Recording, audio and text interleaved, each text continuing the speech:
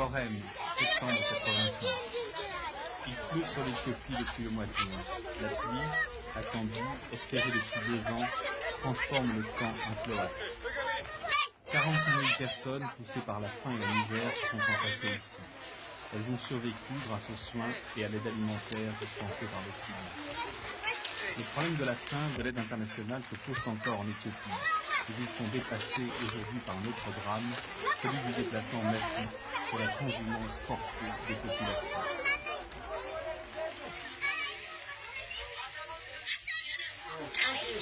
Cet homme dit qu'il ne retournera dans son village que lorsque le temps sera favorable et que les organisations de secours lui auront donné de la nourriture, des semences et des œufs.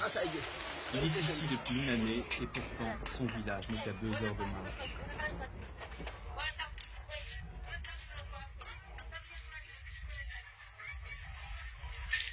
Paradoxalement, pour des dizaines de milliers d'Éthiopiens, vivre dans un camp de réfugiés comme celui-ci est presque une chance. Ici, on a de l'eau courante, ici, on est nourri, on est soigné, toute chose qui met l'immense majorité des pays d'Éthiopie. Pourtant, les maladies sévissent de la faim. Les équipes médicales ont envoyé à Korem une épidémie de choléra. Les réfugiés souffrent aussi de malaria, d'amnésie, de tuberculose et de typhus, comme cet enfant, qui sera sauvé de justesse par un médecin.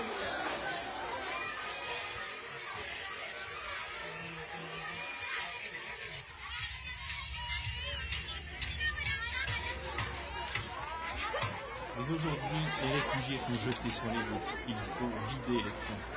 On renvoie les paysans chez eux, ou bien les autorités éthiopiennes les déplacent par milliers dans les provinces du Sud.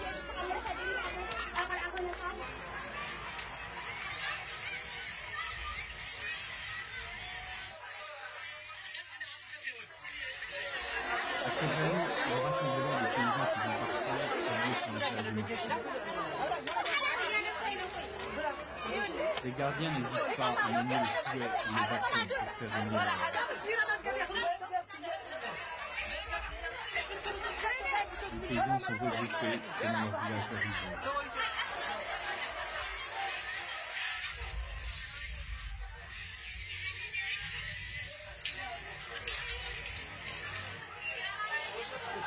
On commence par les débarrasser de leurs fils, par les désinfecter, à grand renfort d'insecticides. Ils vont ensuite subir un examen médical qui les jugera aptes ou non à prendre la route. 2 à 3% d'entre eux seront déclarés trop faibles et devront rester au champ. Chaque adulte qui part reçoit 3 kg de CSM, une poudre de maïs, de soja et de lait, et 15 kg de blé, ration de nourriture pour un mois. Affamés, les enfants profitent de l'aubaine pour se rassembler.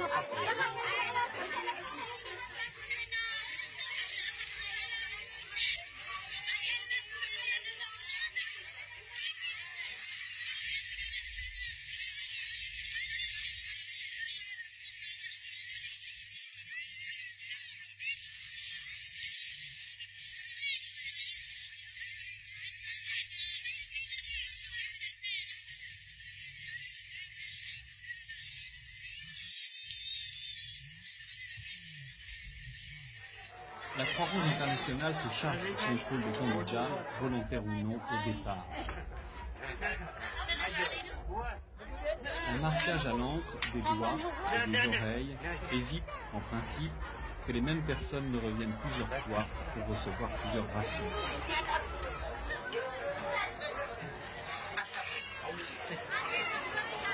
Cette précaution n'empêche pas les trafics, car ce sont les dirigeants des coopératives eux-mêmes qui organisent parfois le détournement. Ils paient les villageois de Korem pour qu'ils se fassent passer pour des associés. La Croix-Rouge détecte environ 10% de ces fraudeurs parmi les partants.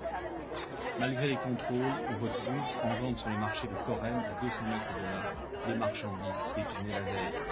Les autorités nient l'évidence et interdisent de filmer. Ces images ont été tournées à l'insu de nos guides. Une fois dans leur village, ces paysans recevront des graines pour semer.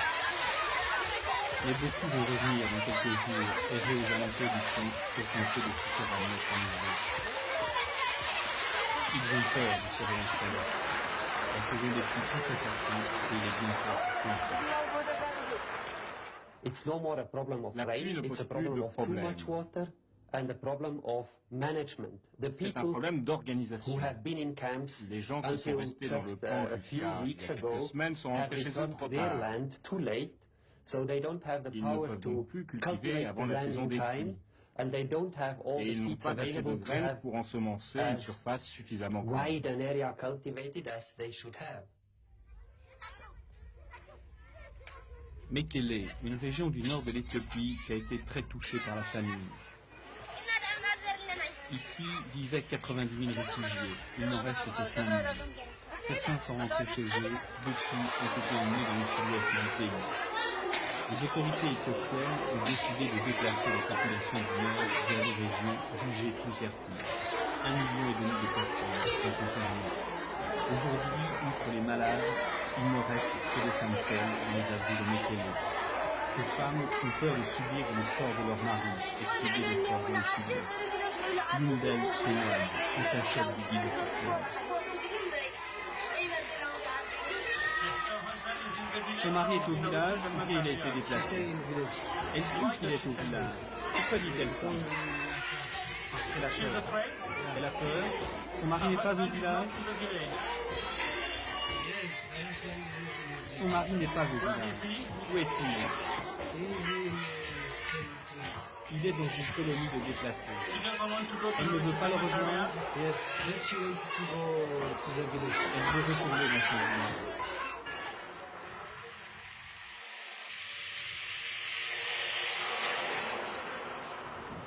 Ces déplacements, redoutés par les paysans, sont de véritables transhumants. Car ces gens-là sont ballottés, transportés comme du bétail. Les plus chanceux sont entassés dans des avions soviétiques, les autres dans des autobus qui roulent en convoi. Pour ces paysans, illettrés, affaiblis, cet exode est une nouvelle épreuve. Ils ne comprennent rien à ce qui leur arrive. Ils ne savent même pas où ils vont. Le guide officiel répond à leur place. Je veux simplement aller vers une région plus fertile, où que cela soit.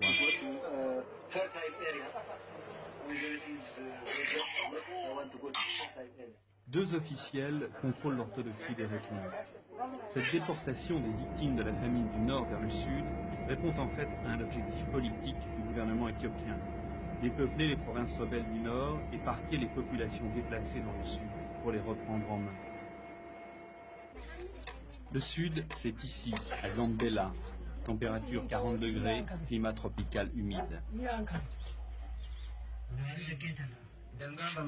On m'a dit de lever la main quand les responsables demanderaient qui voulait partir.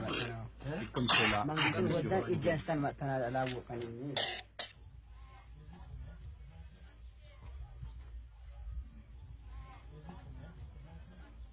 À Gambela, les paysans sont censés trouver une terre meilleure, plus propice à la culture et ne plus jamais avoir de problème. Ce n'est pas la vie d'un expert-fils en Éthiopie depuis 12 ans. Il devrait y avoir d'énormes problèmes dans le futur si on ne prend pas immédiatement des mesures. Par exemple, l'érosion des sols en pente est plus dans ces régions qu'elle ne l'est dans le nord. Les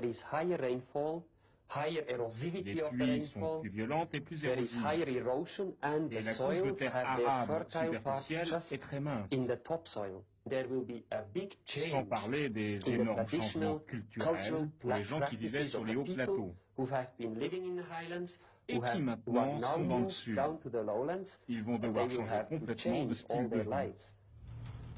Alors, si les conditions de vie des paysans ne s'améliorent pas, c'est que le gouvernement marxiste a un autre objectif, se servir d'eux pour construire le socialisme dans le pays.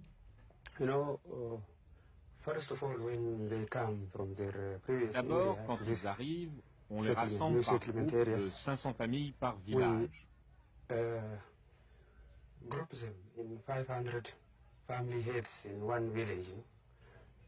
Ces 500 familles sont regroupées dans 3 organisations de masse.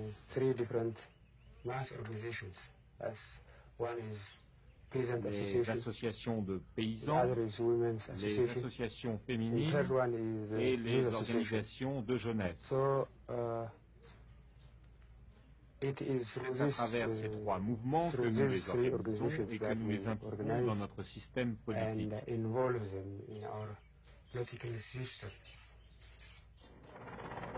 Les soviétiques mettent leurs hélicoptères au service de ce grand défi. Le gouvernement occidentaux refuse de cautionner ce stratagème. Malheureusement, des considérations politiques ont déformé la vision de beaucoup de pays qui auraient pu nous aider dans ce problème du déplacement. Quand nous n'avons pas d'autres alternatives, il ne suffit pas de nous dire que ce que nous faisons est mal. Nous faisons de notre mieux avec ce que nous avons. Avec ce que nous avons, mais aussi avec ce que nous n'avons pas, devrait dire ce dirigeant. C'est Antonov qui vient est en route au Gambela, dans le sud-ouest. À son bord, 60 sacs de 50 kilos de blé venant de la communauté européenne. 3 tonnes qui étaient destinées à secourir les sinistrés de l'île. La preuve est là, mais les instigateurs du détournement nient l'évidence. Est-ce que vous utilisez de l'aide de la communauté européenne dans le sud-ouest? No, we don't use food from the EEC because Non, the nous EEC n'utilisons pas l'aide de la communauté européenne dans ces zones car elle ne lui est pas destinée. Pourtant, dans les hangars de Gambela, les aliments détournés s'entassent, soigneusement répertoriés par un fonctionnaire. Les délégués de la communauté européenne, jugés par les Éthiopiens, avouent leur impuissance.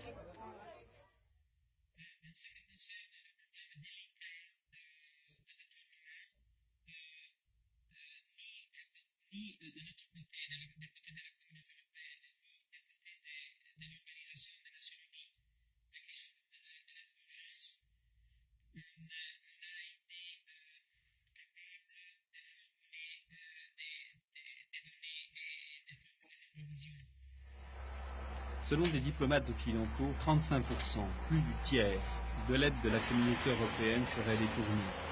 Il faut dire que ce sont les Éthiopiens eux-mêmes qui fournissent à la communauté les statistiques de distribution, les Éthiopiens qui veulent tout contrôler, tout régenter.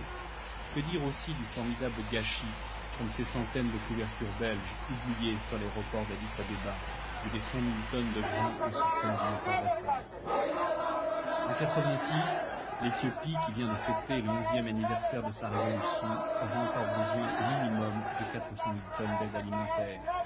Toute la question est de savoir que cette aide servira les desseins du régime marxiste éthiopien et si elle parviendra aux populations affamées du Nord.